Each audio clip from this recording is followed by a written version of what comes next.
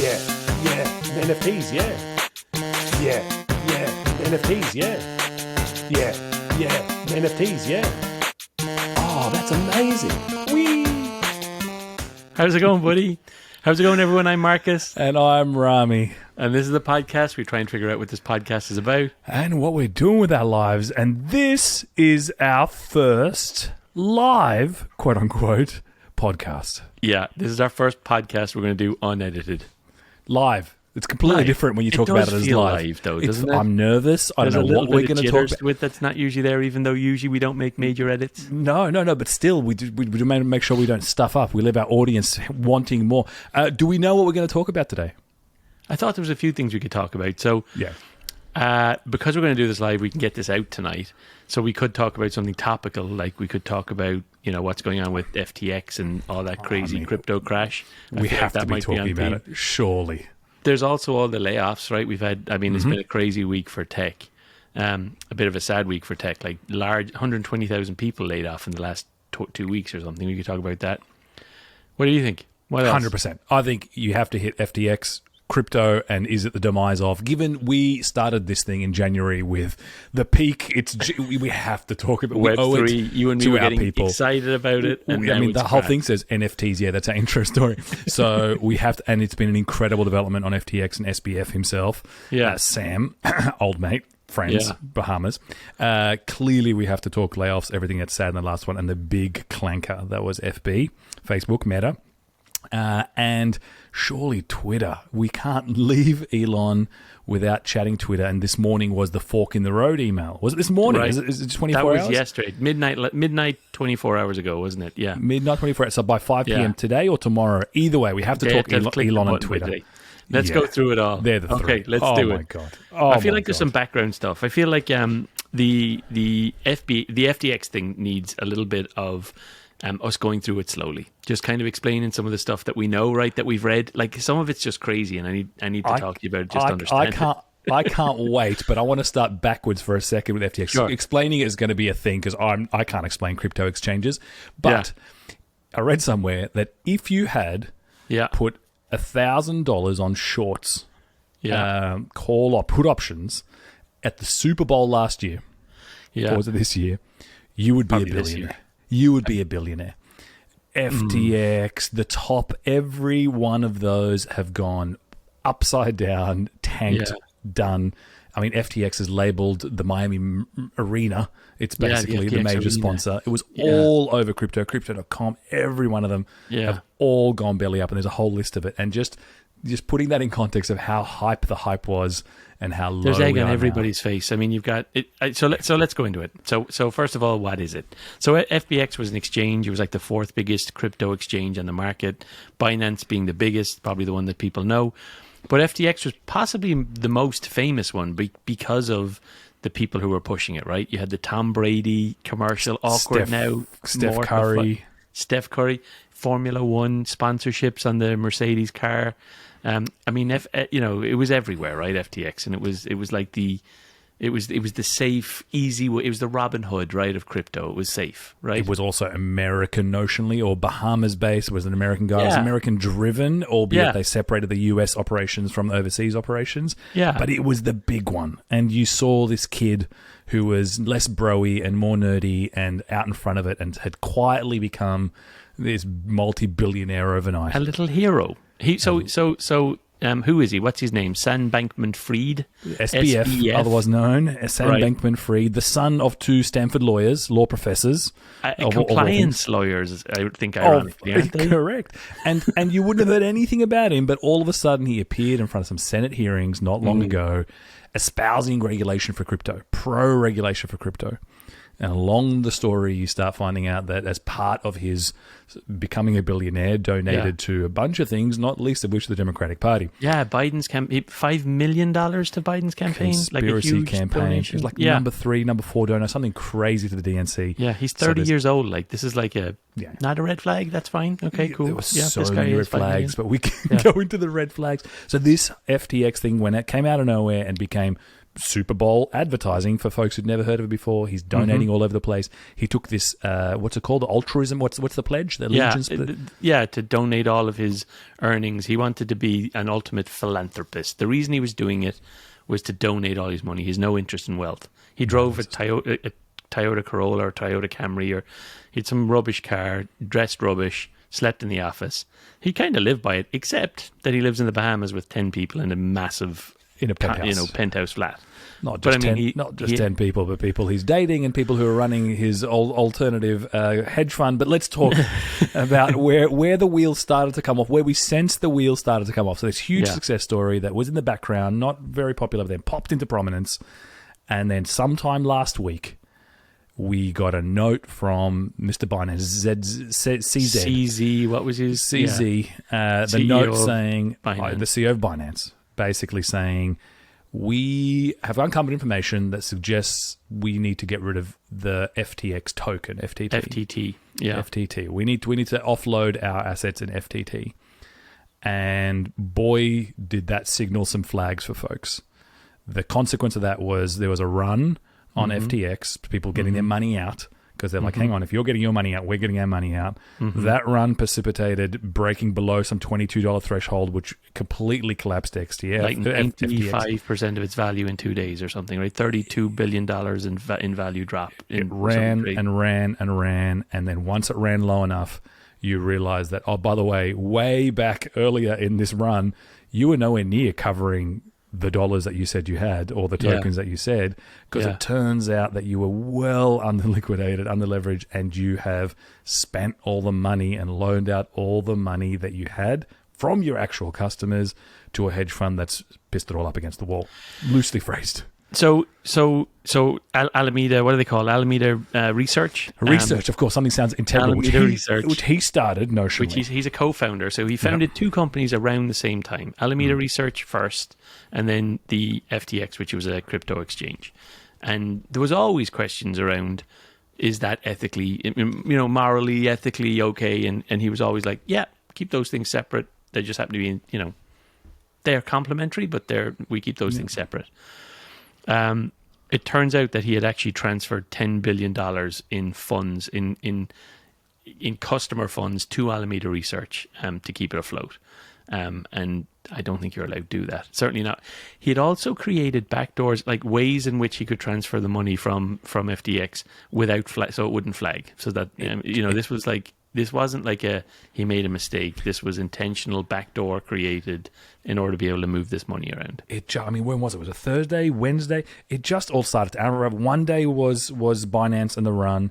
Next day was lack of liquidation. And then each day was this revelation after revelation. So, it kind of, it got to the point where people were tracking his plane, and there were theories about his plane leaving from Bahamas to go to Argentina, theories about the girlfriend, Carolyn, who was running Alameda, who's a 28-year-old with no experience, who presumably botched the whole thing up, more than him maybe, I don't know, was running to Dubai via Spain. Everyone was escaping. They were tracking them.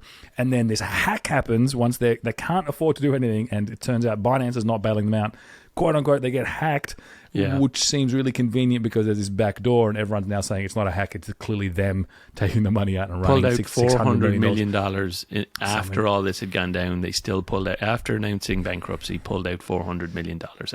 I mean, insane. So the whole thing collapses, and it collapses not just with them. And this is the big, unbelievable kind of potentially Madoff style, the original Ponzi scheme style collapse, but the contagion through which they were propping up BlockFi, that's declared, Genesis, that's declared bankruptcy, and then you've got these celebs who are all implicated, the Warriors themselves, and the contagion that is yet to fully unravel is the big scary story that's cooking up tonight. Apparently there's, was it 1 million or 100 million? Probably 1 million. 1 million, a million customers affected by it. Genuine, just like punters, everydayers. Yeah. People have lost their lives. People have lost their stories. Well, if you've lost, shame on you if you've lost everything. Right? The reality is, it's always a high risk. This was never Yeah. But I think he was offering 8% return or something and the trouble was it was pitched as being safe. Super It was safe. like, how to do crypto safe. We'll guarantee you an 8% return. And it's like, it's hard to get an 8% return right now with inflation at 8% and all that stuff, So with no regulators. So I think as of tonight, as of Wednesday night, whatever it is, the 15th, what date is it? 15th, 16th of November? Yeah, 16th. 16th. The two big stories are we're waiting for the contagion and where it stops, because more and more of these other exchanges or basically like lending, blockchain lending, to understand where it starts and stops. And he had an amazing DM conversation with a Verge writer last night. Kelly, I forget the last name, we should post it. DMing in Twitter back and forth like he does not care, like he's not about to be persecuted for a lot of financial fraud, laying it all out. And I don't know how much of this conversation you read, but I was kind of glued to this DM. I only read the bit I read was that he maintains that the back door was not intentional, and that the transferring of the $10 billion funds to Alameda Research was an accident. They'd mislabeled it. And it was like, that's the bit I read. I was like, what? Are we really doing that now? So there's a couple of things coming out of here. One is like assuming it's him and assuming it's very him being candid and real and so on. It really reads that way. Look, he just took one step after another and it kind of crept up on him. And then one day he turned around and realized, oh my God, how big a fraud was this? It just happened. They were just doing kind of, it was multiple compounding problems, compounding flaws and errors that led up to it, and they just didn't realize it because they weren't tracking it. There's a sense of innocence, like he's projecting, but that completely washes all of that sense of innocence out by the rest of what he says. And the rest of what he says, and what the journalist is really great at asking, is going, well, let's talk about, did you think this was a bit shady or was this okay? He's like, it's a bit shady, but shadiness is really in the eye of the beholder. So he draws up this quadrant, which is basically like, are you shady and you lose? That's the worst quadrant to be in because you're going to be called out. Are you shady and you win? That's the ideal. That's kind of a fine quadrant because you're the one who writes history. Because you win, yeah. You win. And so this whole kind of ethical kind of story thread starts unraveling because he was very harsh and strong on the ethical side of it. He stood up this pledge. He was going to give away his money, and he was all about doing right. And his public persona was all about the ethics of it. And so the journalist rightly says, but hang on a minute, you put your entire persona about this thing. Was that all just PR, or was that real? He goes, no, it was all PR. You have to do it. That's the way you get liked. And there's an amazing quote, which is like the thing getting around, which he says that is, look, there's this ridiculous thing that we Westerners have to do, which is say the right shibboleth, and people will like us. And that's what I have to do. And so he's just kind of going, and so it's the same thing with the regulators. Yeah, I guess, regulators are fucked. No one wants regulators. They're rubbish. They don't know what they're doing. By the way, the FCA doesn't know what it's doing, and the SEC doesn't know what it's doing, and none of the other regulators know either. And so he just completely like lays out his tactics, his strategy, his PR persona as BS. Wow. That was all intended. He's done now. He's like, I'll just might as well, right? It's if this is real, this is the most high drama you've ever seen. If he lays out, like, he kind of opens bare. I gotta read all that. It's incredible. There's some of the stuff you were saying there. There's echoes of Elizabeth Holmes as well. There's something about the. If we succeeded, it would have been fine. It would have been fine if we weren't caught. It would have been fine. And like. And there's a bit of fake it till you make it, not in the same way, but a bit of like, if there hadn't been a run on this and, it was a $32 billion thing, everyone was happy, everyone was getting their returns.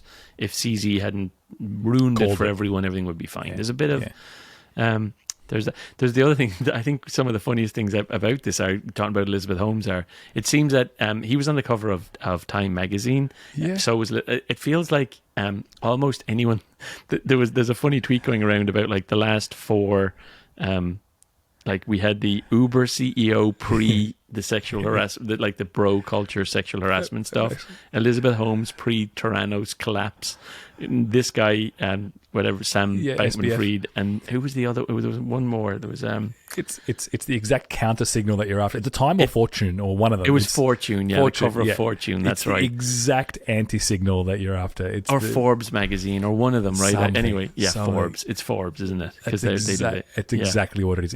It's like when what's his face from Squawk Box or whatever gives you the buy signal on the stock. Yeah. Mad whatever. Yeah, Mad Money's guy. Yeah. As soon as he gives you the signal, then you've got to sell because you know it's not good. You got some massive ones wrong. The exact count. Yeah, he was crying when he got Meta wrong, right?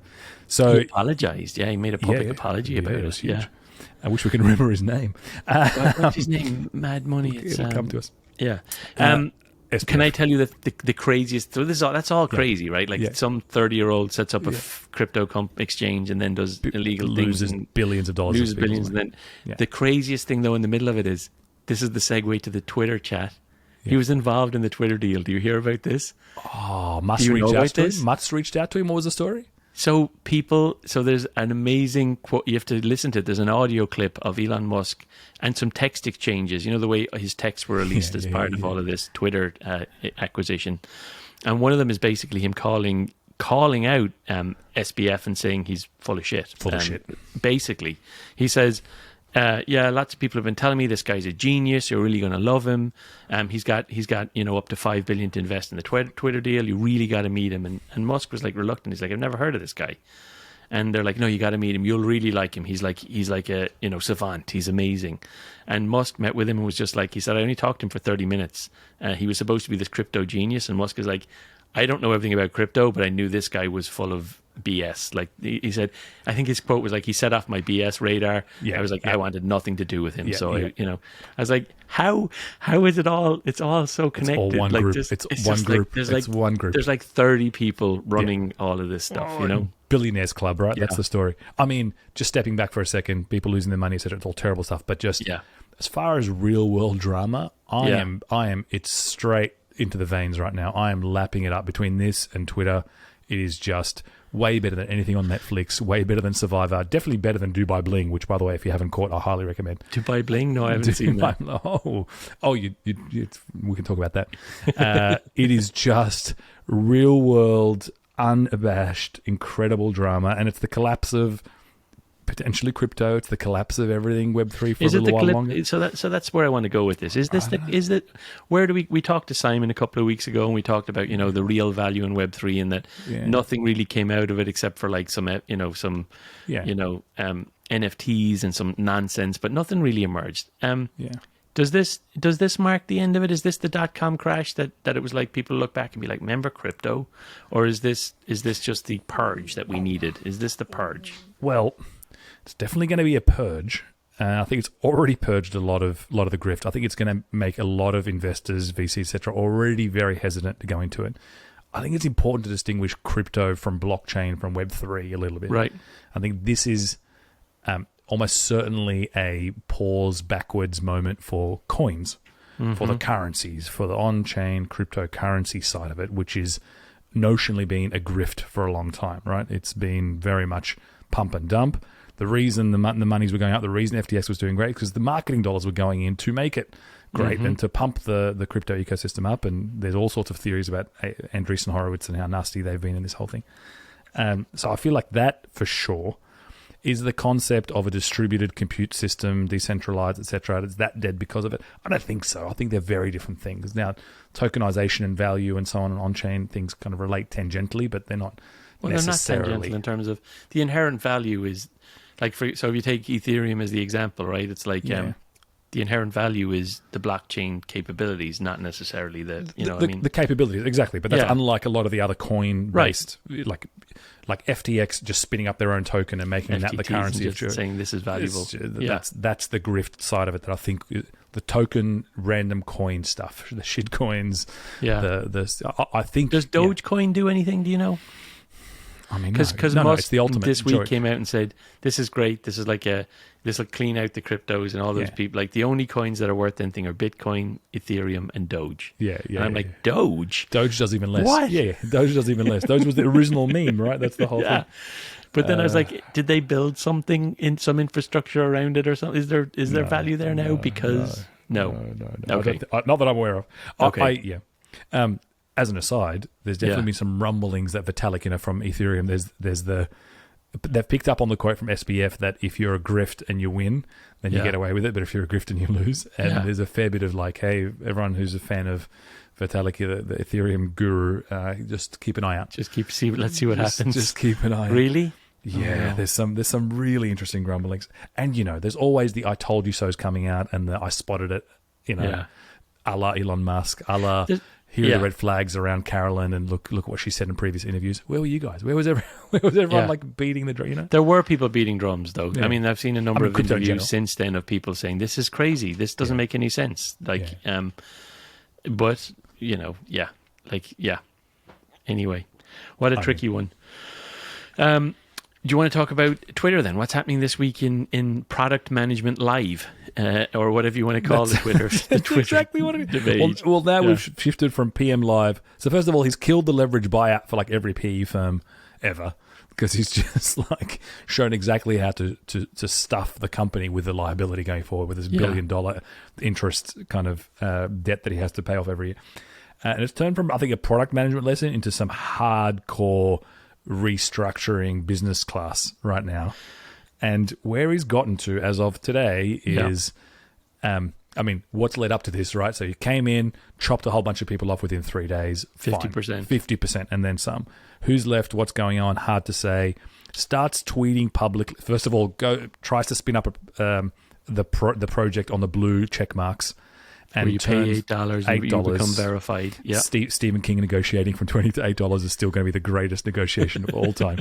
Stephen King, of all ridiculous plot lines, gets it to $8, turns the well-established kind of behavioral pattern of Twitter where it's a blue check mark that says they're definitely them, turns that on its head and says just pay $8 and you'll get it. And then all of a sudden everyone goes, but hang on a minute, if I get that, remember Twitter has 2 things. It has a handle and it has a name. Right? Yeah. Handle and a name. So his name is Elon Musk, capital E space, capital M Musk, and his actual handle is at Elon Musk, one word. Yeah. But I could come along and get a handle that's Elon capital Musk. Yeah. Or Elon Musk with 2 Ks, right? Yeah. Pay $8 and get a check mark, and then call myself Elon Musk in my name and change my avatar to be exactly the same. Change the picture to him. Yeah, exactly. And anyone flicking through will see it as 90% chance that it's actually him. Yeah. So lo and behold, people go on Twitter. The internet has amazing ways of finding all the jackass things that you can do, and it finds it instantly. And thousands of Elon Musks immediately appear. Thousands of Elon Musk, and they're all saying, you know, I do doo-doos in my pants. And comedians jump on in, and like absolute tyrants. Everyone jumps in, and Elon's like, well, now we're gonna. Anyone who's 2 things, he goes, anyone who's called impersonating is going to be blocked, and we're going to keep the $8. And if you're a parody account, you're going to have to. Kathy Griffin got involved in this. You have to say parody in the name. You have to quote parody in your name, and if you verify that you can't change your name for a certain amount of time, all very funny. Everyone's having a laugh at Musk until people start impersonating companies. Eli Lilly and Eli Lilly, Lockheed Market. Nintendo with Lockheed Martin. Lockheed Martin. The parody tweet was, "We're no longer doing business with Saudi Arabia, Israel, and the US until we come to terms with what did I got to get this one. You're gonna have to get it right. Yeah. While you're finding that, like all fun and games, until companies get impersonated on Twitter and their stock tanks. Yeah. And all of them pull their advertising from Twitter, and the game starts just unraveling. So that feature, lo and behold, no longer rolling out. Subscriptions get stopped. We're going to deal with it in November once we get it right, quote unquote. Elon's all very contrite. Look, we're going to do a bunch of dumb things, and we're going to keep trying until we get it right, and so on. Fine. Next drama. Sorry for countries who are experiencing Twitter really slowly. It's to do with the hundreds of RPC batches that are not getting batched appropriately, and that's the problem. Why? Every Twitter person, previous and current, who knows anything about it, comes out and goes, complete BS, publicly. Here's why it's BS. I worked on this, complete BS. RPCs don't even make sense. That's not the infrastructure we use. We're on GraphQL. And it just became this incredible, like, this guy's full of BS, complete full of BS. And existing engineers internally started going, here's a meeting I had with him and here's what he said, and it's complete BS. And here's a meeting and it's clear that he can't tell this, this, or this. And Musk's fanboys start just at-musking into those threads, and he starts jumping in going, yep, you're fired, you're fired, you're fired. Publicly on Twitter. So now you start getting public Twitter firing of people who are opposing him and calling him out. Their emails pop in. They show the emails at the same time. You've now been terminated due to violation of policy. And he starts purging live people who are being insolent and just getting in the way, and the whole story. Yeah. And that leads to today, which is basically, I think, actually more reasonable than what's been happening, which has been just a clown car, Right now, he's kind of going, okay, you're either with me or you're not. The title is Fork in the Road. We're going to do Twitter 2.0. It's going to be fundamentally different. We're going to win this. Do that. We're going to win this thing. This is his proposal. We're going to win this thing. You're either with me or you're not. And if you're with me, it's going to be late hours and weekends and quote-unquote hardcore. By the way, product and design, good luck, is going to be engineering-led. Speaking, of course, we need some PMs. Of course, he says, of course, we'll need some. But this is engineering-led. Engineering. Speaking to the 90% base, of course, it's engineering product because I'm a hardcore engineer. Mm-hmm. You're either with me or you're not.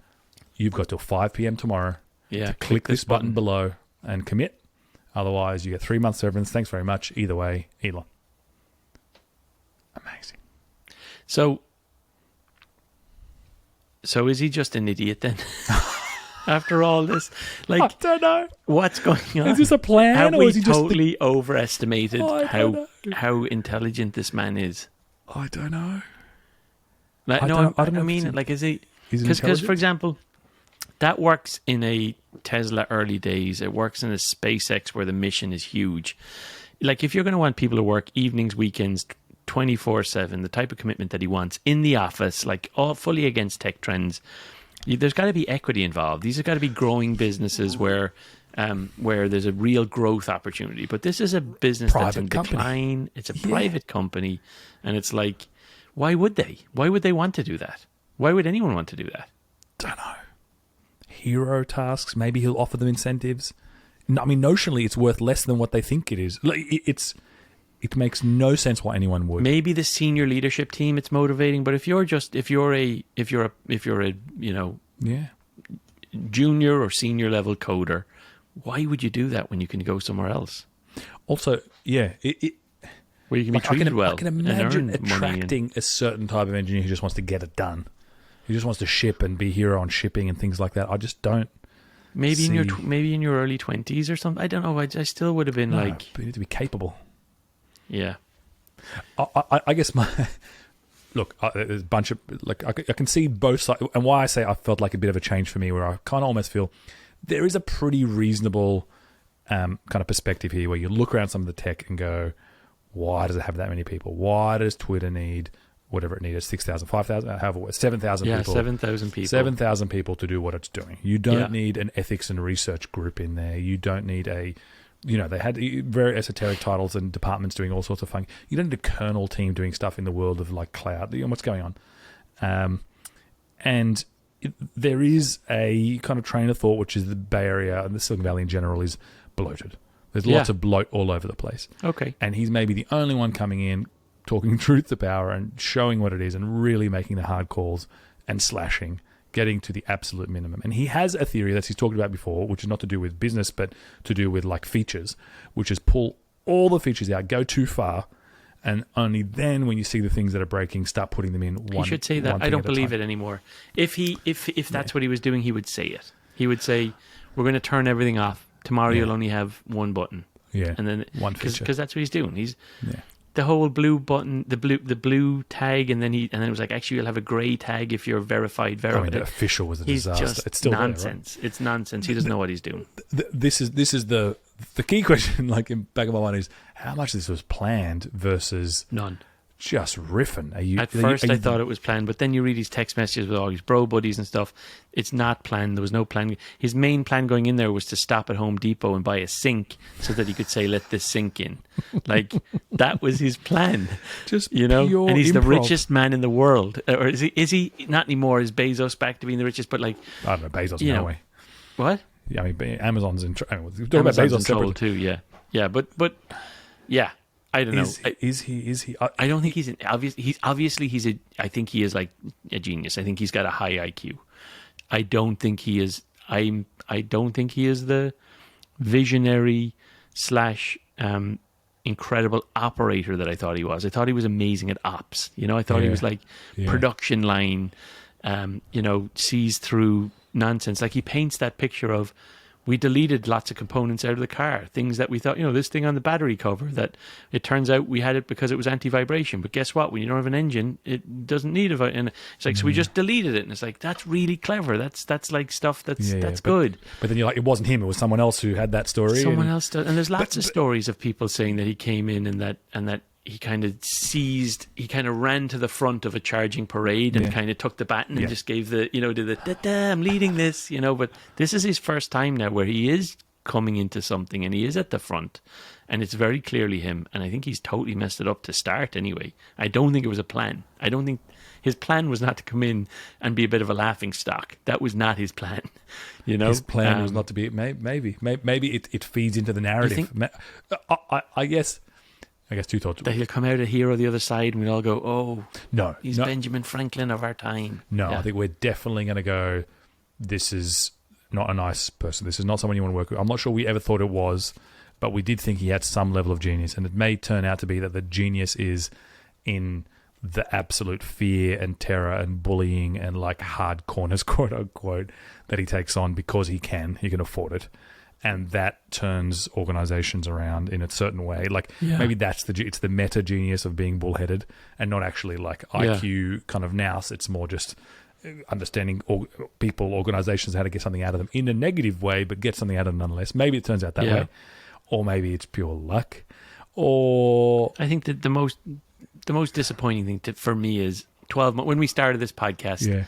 I definitely looked up to him as a hero. I was like, he's a visionary, and he's whatever he does, he says dumb things and all that stuff. But at the end of the day, he's electrifying cars. He's reducing our carbon footprint on the planet, and he's trying to make us interplanetary like that. Yeah. Whatever he says, these gaffes and stuff, fundamentally he speaks with those things. What he invests his dollars in are good. Yeah. And now I'm kind of like, oh, well, public town square and being rude to everyone. I'm not sure, really. Maybe, I don't know, maybe that falls in the same category for him and he just feels like it's worth it. Is your point that even the purpose here, the mission is even not as grand as the others? Like what's the mission, though? Is like, I don't do...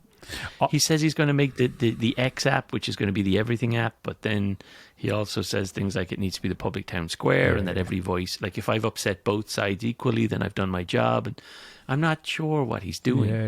I'm kind of like, I don't know if he knows. Unlike the others, which is, environment and space, dead sexy, dead obvious, out there. Yeah. So the mission is easy to grab onto and everything else justifies it. Here, the mission is not as clean because we already had it. We don't need another one. You're not revolutionizing the town square. Maybe you'll clean it up, but like, not that big a deal. It doesn't feel like a radical revolution you're leading here. You're going to flip it, or you're going to tweak it, or something. It doesn't feel. An IPO it again, and therefore it's harder to excuse the rest. Number one. Number two, hardware is very different to software. This is a very different beast where he's got 100% of people, and like by all accounts, software in his other businesses is not amazing, and maybe it's succeeded despite him, right? And I guess the third here is the first time we're seeing it happen live in public in that town square that he owned. It's so interesting because it feels like we're part of the company Slack conversation. So much. Twitter feels... Do they use Twitter internally as their comms? No, I think they use Slack. They use Slack and they show you the screenshots of Slack, and that's happening on Twitter. But like it just feels like you can tune into a company's inner workings. It's so tweets weird. have always been encouraged to be very public, and everyone's on Twitter doing the thing, which is great. You have to be dog-fooding your stuff. But yes, in this case, it's open bare. It's like the full trunk. You're seeing the insides. But I do love it. I do like it. I do. It's one of those things where I'm like, can't get enough. When you're, can't get you enough. go to the bathroom, so you're like, flick on Twitter and see what's happening. Can't get enough. Like the drama is ridiculous. So you had like Verizon. Is it Verizon? No, T-Mobile CEO John. What's his name? John Feleghi. John Favreau. He posts and goes, "Hey Elon, I'll come in as your CEO and I'll fix this thing." Oh yeah. Some other millionaire jumps in and goes, "Hey Elon, John's an incredible CEO. If you do it, I'm in for $100 million." It's like ridiculous, dumb. You can't write this sort of stuff. Kind of crossovers. It's essentially like genre crossovers, like MCU, DC, kind of metaverse kind of people coming across and they're interacting in a way that just. And Musk is on. I wonder, are his investors a bit worried though, or is this? It's all good PR, isn't it? Do you know? Yeah, I mean, yeah. For sure, Twitter is more engaging now than not. Maybe he's realised that the whole show is about the show, and the more content, the better, and the more engagement. People are opening up because they want to see what he's doing. A la Trump. Like, you just need to be there no matter what, and people will engage with you, and that's the important thing. Be interesting when Trump's back on Twitter, won't it? I mean, he's just announced his nomination. He's just announced his candidacy for the presidency. He's coming for sure, right? Yeah, to Twitter he has to, right? For sure. I mean, if it doesn't burn up on re-entry, he'll have to be on there, won't he? It's not going to be with his. And there's going to be Elon Trump crossovers, and the question will be, what do they look like when they do it? And like Elon's going to run for something one day, even though he's not natural. Always, he wasn't born. So if he was American, he would be running. Is Elon just SBF, but having made it in some quarters? Oh wow. I think there is legitimacy to Elon's path of doubling down. The PayPal story, he coded it from reading the origin book of PayPal. His coding wasn't very good. It was like really like long and complex, but he did code it, and he would stay long hours, sleep under his desk. He was like hardworking, and he did create something from nothing, and it was a good idea. PayPal was a great idea. And then he invested everything. He doubled down, invested everything in Tesla, and he did make that. I know Tesla, there was a team of people working on electric car already and whatever. But like, he made it Tesla. He bought the name. He gave it the funding it needed, and he brought it to where it needed to be. Like, I don't think it's just. I think those are different things. I don't think he's a Elizabeth Holmes type person. But let's talk. So no, not Elizabeth Holmes. I think Elizabeth. Well. What are they? Well, there's the same level of deception. What are the things they all have in common? Incredible marketers, number one. Yeah. Right. With the marketing, for public persona marketing, with that comes investment. So SBF was raising money like it was going out of fashion. Elizabeth Holmes was the same. Yeah. That was the trick. She batted the eyelids. And Musk knows how to get money and got out of the government at some points in time with the EV grants and so on. Yeah. So he's incredible marketing, incredible raise money. Incredible fundraising, right? So marketing goes hand in hand with the fundraising. And then shrewd, maybe like bully, maybe like hard, something about all in. I think is part of it too. I think all in. I don't know about you. I think it's just like all in, like single-minded about it. Like you and I wouldn't put everything into anything I believed, and I wouldn't put every single thing into any one thing. I would put a lot in, but you get to go from being I'm a billionaire or I'm a multimillionaire now. If you hit 200 million, just peace out. I'm not going to put 200 million into my next thing. I'm going to be like, go enjoy your life. It. Great job done. So there's that there's like just a never ending, like you'll just keep going. You're the person who stays on blackjack until you lose. Like you just do it and do it and do it and do it and do it and do it, and you keep winning. You're like, okay, I'll just keep going. Then I've got a massive pile of money on the table, but it doesn't matter because I'm never going to take it away. What a great, what a great story. Can't wait to see where this goes. Like it's amazing to watch unfold. I think he'll pull it off still. Yeah. I still think he'll pull it off, but I don't know if it's him pulling it off or he'll have the right people. But this is the consistent question: is with the right money and the right incentives, he may succeed despite himself. And that is and all these investors, he's got a bunch of money in there. They're all shrewd people too. They know, This is my at what stage do they kind of get in there? Kick in, This is my, and like, who's the CEO that gets installed? This is my overriding impression of Tesla as well, for what it's worth. Aside from the cracking the whip and driving folks hard, the success has been almost to spite him to some degree. Given the battery cover, etc. It's not him uncovering the battery cover. It's the genius CTO and so on. Like, that's my overriding It's impression. Your mate. Bonnie. Chat to Bonnie. Bonnie. Yeah. Bonnie, who now leads all of cell development at Tesla. We should talk about that separately. We should get him back on. We should do a we should talk about that next year. We do a re-round. See who's still where they were. Because we are. Speaking of double ups, I think that's right. Amazing. As I say, I'm taking it in through. Did you see? This is going back to the SBF. Did you see Michael Lewis has spent the last 6 months with SBF and is going to bring a book out now on it. So Michael Lewis, the author of The Big Short, the author of Boomerang, author of some of the best financial fraud issue, topical, historic events, like a brilliant author, happened to be riding shotgun with him for 6 months, and by the way, didn't notice something was up. Like, he didn't go.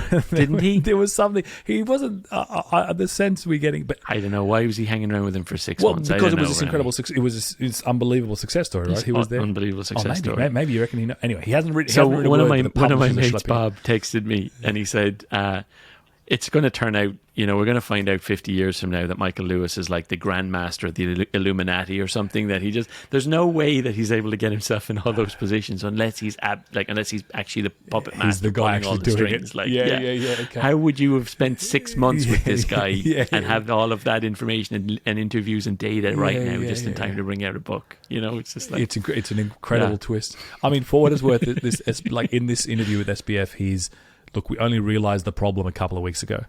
And what he's saying is the biggest flaw right now that he's made is filing for Chapter 11 bankruptcy, because the people who've taken it over, the administrators, are just running it into the ground out of spite. And his basic kind of story is, if we just had a little bit more time, we could have recovered like 80% of this and covered users fine. He's still, it's not a mea culpa. Alameda Research apparently... Alameda Research apparently had 40% of its funding was FTT. So it was too far gone. I mean, we're talking billions and billions. But what had happened here is that he had realized it a few weeks ago and was trying to recover the position. That's what was happening. He was trying to get investment and he was trying to recover the position, and that's when Binance saw something and went, hang on, and then he lost control. And I think there's something interesting there. How much of this is Binance getting rid of a competitor but didn't intend to crash the market? Because if CZ is the one who says, "Oh, I'm going to sell FTT," and then tries to acquire to me it would appear that they weren't aware how dirty it was. This was this thing. That they're like, we'll buy you out, and then they're like the next day they're like, actually, we don't want anything to do with that. And look at all our books, we'll put them public. Everything's fine with us. This was the story, wasn't it? For the first 12 hours of this, FTX, SBF were still the heroes here, and the Black Dojo was Binance coming along, and everyone's like, this is the most incredible Rockefeller shit ever. They've tanked the FTT. They've got a run on the competition. Now they're picking them up on a fire sale. Like, it was deliberate. That was the call. And then as it unwound, everyone went, oh, hang on. It's amazing seeing the machine unpick its position of being they're the good guys and they're the bad guys, and learning the information and then going, no, wait a minute. Oh, wait a minute. This good guy is actually a fraud. And now you're it's really amazing watching the kind of conventional wisdom and the pendulum switch where Binance, I don't think, intended. To your point, though, it's not just Binance that's up here. Like, the industry is hit, which hurts Binance, and the contagion is not over. This is the unfolding story. Whoever is going to be the people who are compounded by this is just going to keep going. The list is going to keep running. I think the problem here, so when we look at the big picture and we talk about, I know we're saying crypto is not Web3 and it's not blockchain and there's other value in other places. Can you hear that noise? Yeah, what is it? Kelly's having a shower. It's going to be in the podcast. But the key thing that was needed here was better regulation. If you put $250,000 in the bank in the US, it's the feds will FDIC insure it for you. Yeah. That's not the case with cryptos. And if there was better regulation, there was better insurance, there was better oversight, people's money would be safe. But that goes against the whole principle decentralized Web3. The whole point of it is that we don't need that. It's self-regulating. He literally sat in the Senate and said this is about transparency. The thing about crypto is that it's super transparent. Like, it's all about transparency, and then it all got shown to be just how non-transparent, opaque, and clearly fraudulent it is. So, if this was in the regulated market, you would have the government bailing people out, right? Yeah. Like Stearns, Morgan Stanley, they didn't go down to this tune of dollars, and they got bailouts. You're not seeing bailout now, eh? Like, there's no federal anybody walking in wanting to bail out punters all over the world because FTX tanked $26 billion worth. Before I bring on our closing music, call it. Are we going to be getting another Web3 resurgence this Christmas like we did last Christmas? No, not this Christmas. What's going to be? Is there more buzz coming, or is it all doom and gloom? This Christmas we're sticking with AI. It's AI generative. Startups from wall to wall. Heard it here first. Everybody's going to be going into AI January next year. Is that it? Are we done? Is it how we do it? I think we're done. That's Is that how we do it? This is great. What a live episode.